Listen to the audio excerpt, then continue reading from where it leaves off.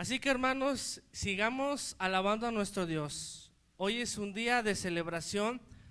¿Qué celebramos, hermanos? Que el Señor resucitó. Así que digamos en nuestra alabanza, celebrar a Cristo, porque Él es el Rey de Reyes, Él es nuestro Salvador, hermanos.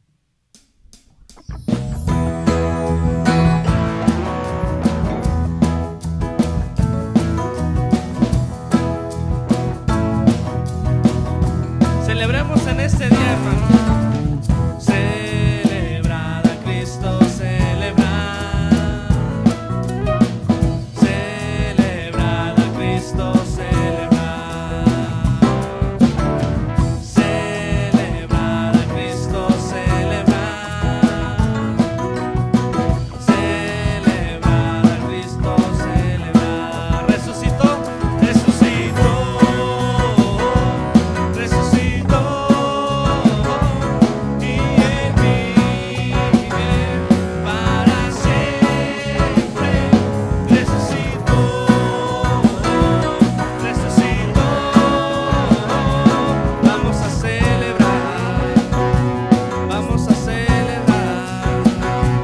Nuestro Señor resucitó. Celebrar, celebrar a Cristo, celebrar. Celebrar a Cristo, celebrar. Celebrar a Cristo, celebrar. Celebrar a Cristo, celebrar.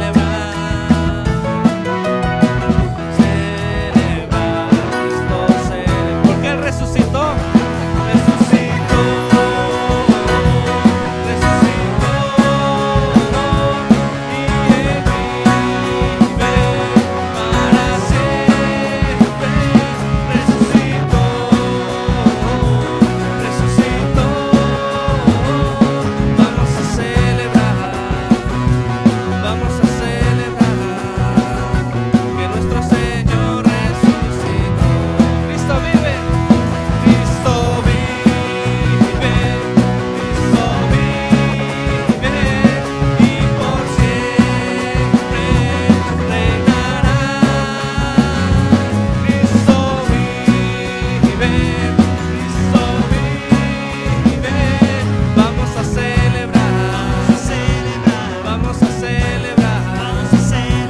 Vamos a celebrar que nuestro Señor resucitó.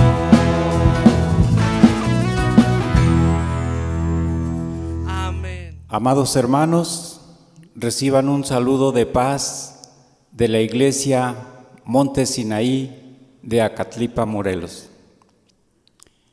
Esta ocasión quiero compartir con ustedes un tema que podemos encontrar allá en el capítulo 5 del Evangelio de Mateo, de los versos 21 al 26. Dice así la lectura: Oísteis que fue dicho a los antiguos, no matarás, y cualquiera que matare será culpable de juicio. Pero yo os digo que cualquiera que se enoje contra su hermano será culpable de juicio, y cualquiera que diga necio a su hermano será culpable ante el concilio, y cualquiera que le diga fatuo quedará expuesto al infierno de fuego. Por tanto, si traes tu ofrenda al altar y allí te acuerdas de que tu hermano tiene algo contra ti, deja allí tu ofrenda delante del altar y anda, reconcíliate primero con tu hermano, y entonces ven y presenta tu ofrenda. Ponte de acuerdo con tu adversario pronto, entre tanto que estás con él en el camino, no sea que el adversario te entregue al juez y el juez al alguacil y seas echado en la cárcel. De cierto te digo que no saldrás de allí hasta que pagues el último cuadrante o el último centavo, dicen algunas versiones. En el capítulo 5 del Evangelio de Mateo, el Señor Jesucristo hace una relación de las bienaventuranzas, lo que conocemos también como el Sermón del Monte. También expresa que el cristiano debe ser la sal de la tierra y la luz del mundo. Y en otro párrafo manifiesta que Él no vino a suprimir la ley, sino a cumplirla, haciendo énfasis en que no vino a ponerle fin, sino a darle su pleno valor. Y por cuanto al tema de la ley, hemos de decir que la relación que tiene el creyente con ella no se trata únicamente de un cumplimiento que nos lleve a buscar la justificación o la salvación por obras, sino más bien se trata de un fruto de gratitud por la salvación que el Señor nos ha regalado. Es algo que nos debe llevar a entender que lo que la ley demanda es una verdadera justicia, pero no como aquella justicia que ostentaban los escribas y los fariseos, porque más que justicia era hipocresía. Por eso, al hablar de la verdadera justicia, es la justicia de Cristo la que debemos de llevar, la que debemos de buscar, pues ella cumple en todos sus términos con la ley de Dios. El primer ejemplo de justicia a la que apunta esta ley es la clara interpretación del sexto mandamiento que todos conocemos: no matarás. Y es que el verdadero espíritu de esa ley nos enseña cuáles son los principios que deben de ponerse en práctica, pues no se limita únicamente a la letra, sino que marca una gran diferencia con la enseñanza que aplicaban los maestros de la época de Jesús, quienes le daban una interpretación muy equivocada, muy diferente, porque para ellos lo importante era no cometer ninguno de los delitos, ninguno de los actos de su lista de tradiciones, la cual ellos ponían al mismo nivel de la ley de Dios.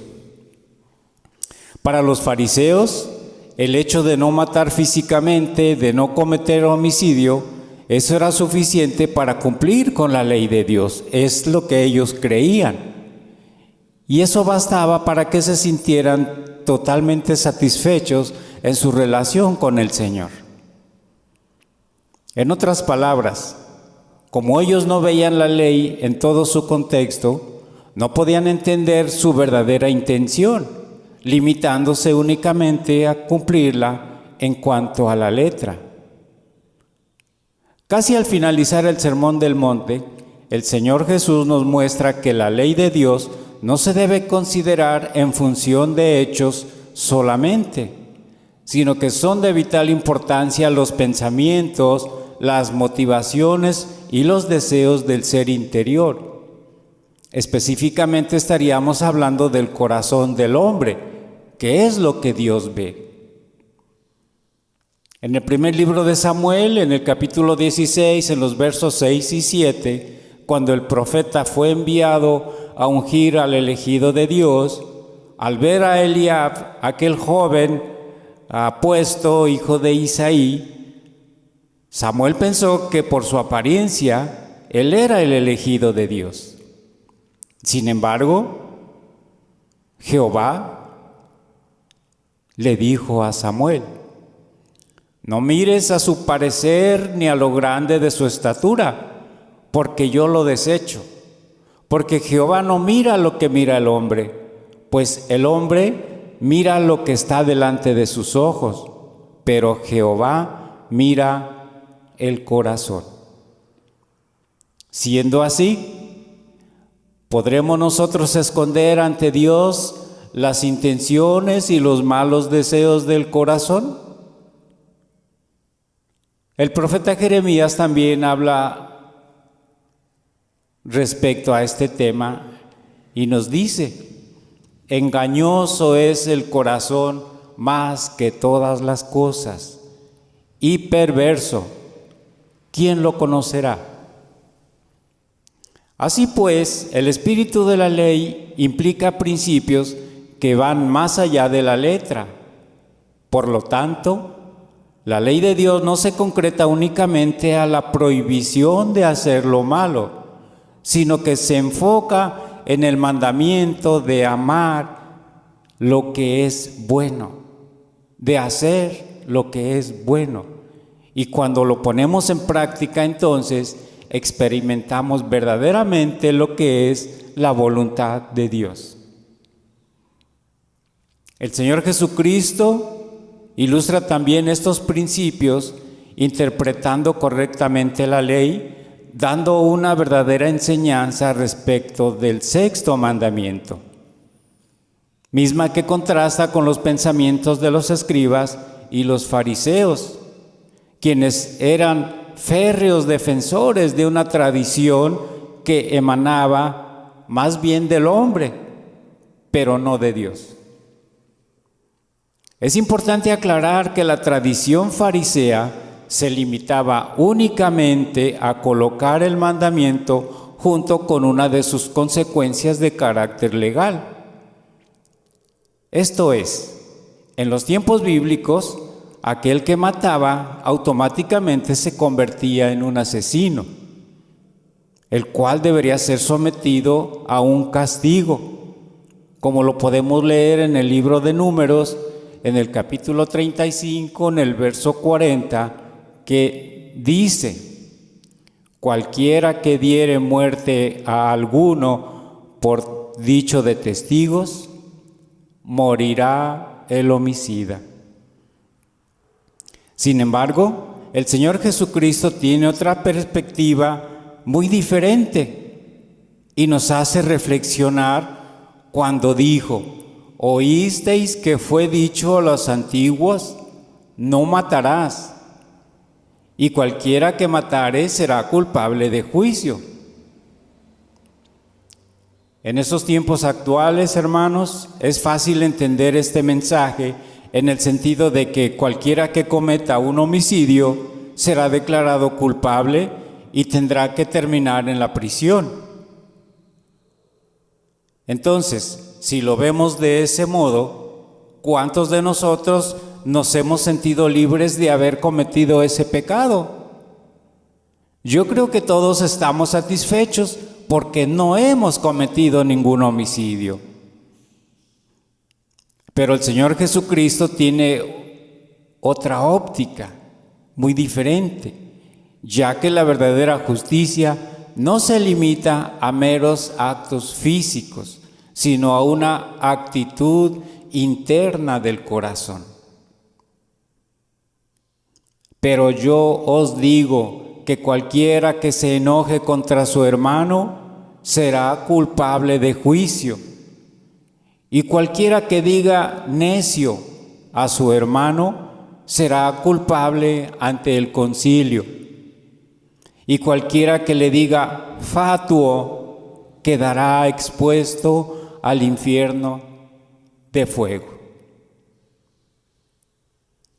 Así, por ejemplo, matar no es solamente quitarle la vida a alguien, sino enojarse contra alguien o despreciarle.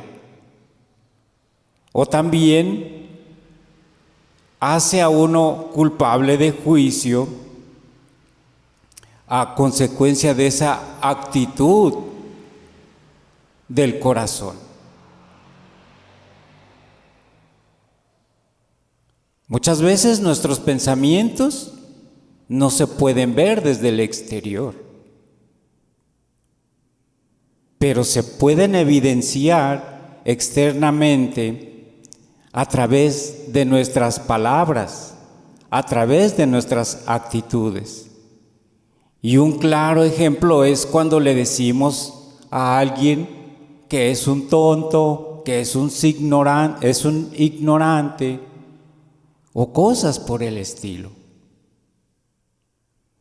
Con esos enojos, nuestros reproches, el odio y los malos sentimientos contra alguien, también estamos causando la muerte de aquella persona.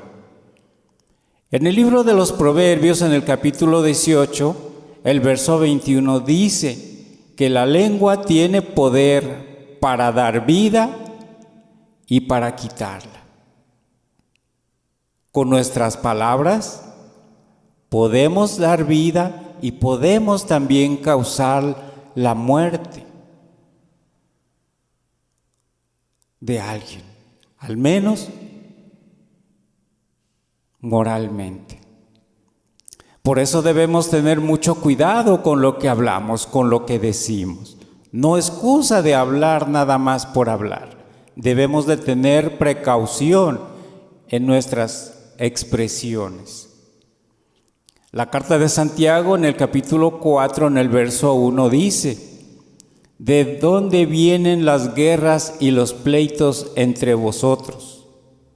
¿No es de vuestras pasiones, las cuales combaten en vuestros miembros?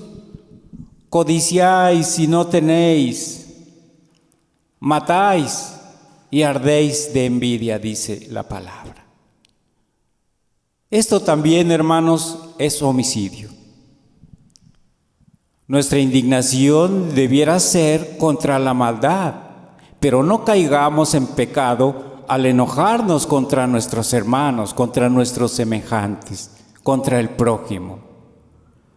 No guardemos en nuestro corazón el enojo, el desprecio, la indiferencia por ellos, porque Cristo condena estas cosas conforme a su autoridad.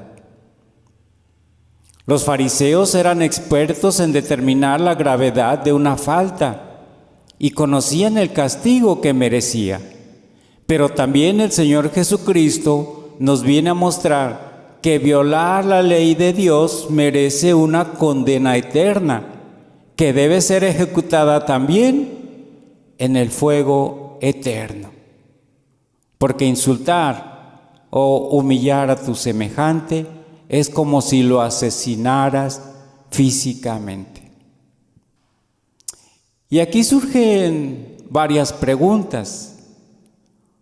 ¿Cuántas ofensas hemos dicho a nuestros hermanos, a un familiar, a un hijo, aún a nuestros padres a veces? ¿Cómo es nuestro trato allá en casa? Cuando nos molestamos por algo, ¿qué sentimientos albergamos en nuestro corazón? ¿Acaso no son los sentimientos o actitudes que destruyen a otro, como lo explica Jesucristo en su palabra? ¿Qué excusa le podemos presentar al Señor en aquel día? No hay excusa. Ahora bien, ¿qué es lo que debemos de hacer al respecto? Si matar incluye actitudes de desprecio o cualquier sentimiento en contra de los demás, no podemos pretender adorar a Dios y creer que no pasa nada. No es suficiente con presentar una ofrenda ante el Señor y creer que con eso ya estamos compensando una mala actitud que tuvimos contra nuestro semejante, contra nuestro hermano. De hecho, el Señor dice que dejemos en el altar nuestra ofrenda y vayamos en busca de aquel con el que tenemos aquella diferencia, con el que tenemos ese problema. No dice que dejemos la ofrenda y esperemos a que aquel venga. Cuando alguien no nos habla, muchas veces decimos: si no me quiere hablar, que no me hable. No me preocupo. Al cabo, no se me va a quitar el hambre. Voy a seguir comiendo. Y con esas actitudes, hermanos, lo que estamos reflejando es que aún en nuestra vida que decimos es espiritual, está viviendo el viejo hombre. No hemos madurado en ese aspecto. no hemos captado el espíritu de aquella ley. No ofendamos, no insultemos, no le digas eres un tonto, eres un ignorante. Y perdón por la expresión, hermanos, pero ¿cuántas veces le hemos dicho a alguien, eres un burro? Esa clase de expresiones no es de un cristiano que conoce la palabra del Señor. El llamado, esta ocasión, mi hermano, es para que nos presentemos al Señor con una actitud de arrepentimiento, que reconozcamos nuestras faltas, nuestros errores. Si es que estamos convertidos, hay que convertir esas expresiones, esa actitud. A lo mejor no se ve en tu corazón, pero se ve en tu rostro, se ve en tu palabra, cuando hablas. Debes de ser paciente, diferente, distinto. Si alguien comete una falta, un error, enséñale, instrúyelo. El mismo libro de los Proverbios te dice, instruye al niño. Dile, hijo, estas cosas se hacen así. No le grites, no lo golpees, no lo ofendas.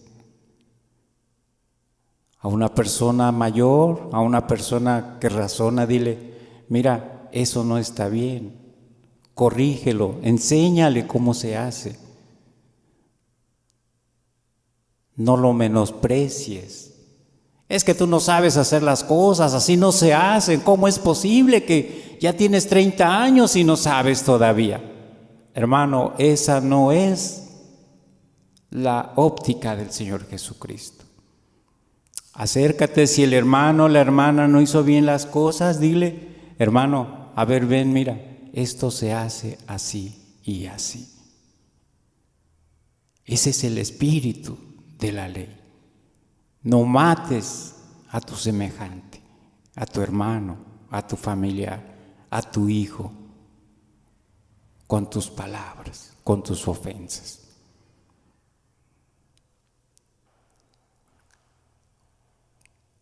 Cuando escribe el profeta Isaías, allá en el capítulo 1, en el verso 18, dice, venid luego, dice Jehová, y estemos a cuentas. Si vuestros pecados fueren como la grana, como la nieve serán emblanquecidos. Si fueren rojos como el carmesí, vendrán a ser como blanca lana.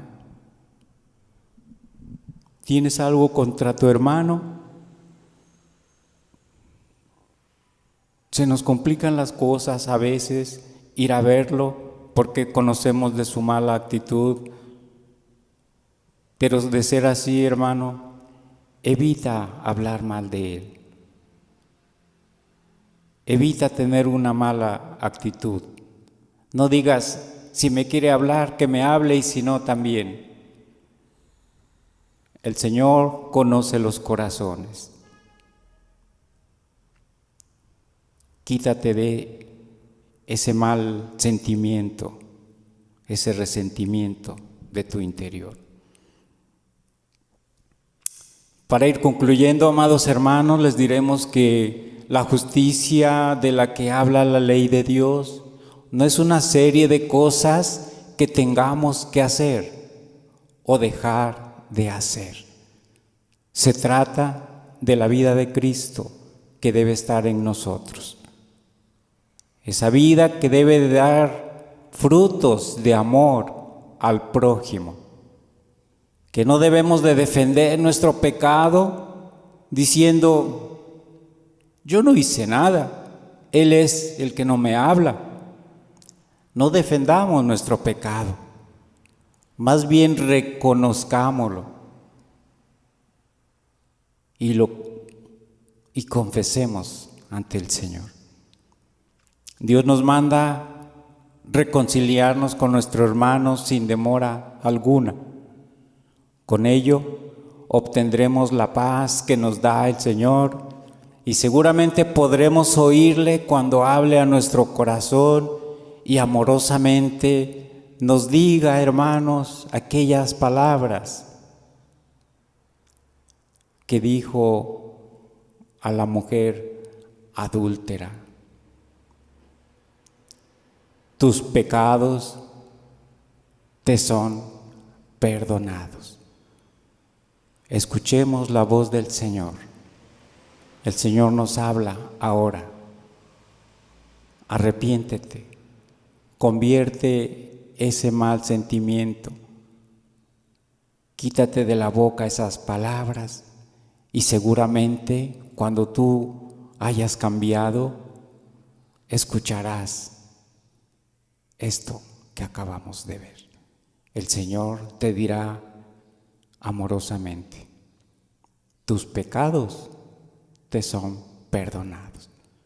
Yo deseo que el Señor les bendiga, amados hermanos, que derrame grandes bendiciones en cada uno de ustedes y que cada día nos esforcemos por ser mejores ante la presencia del Señor, pero también por ser mejores con cada uno de aquellos que nos rodean. Dios te bendiga, hermano. Paz a vos. Gracias por ser parte de esta predicación de la palabra.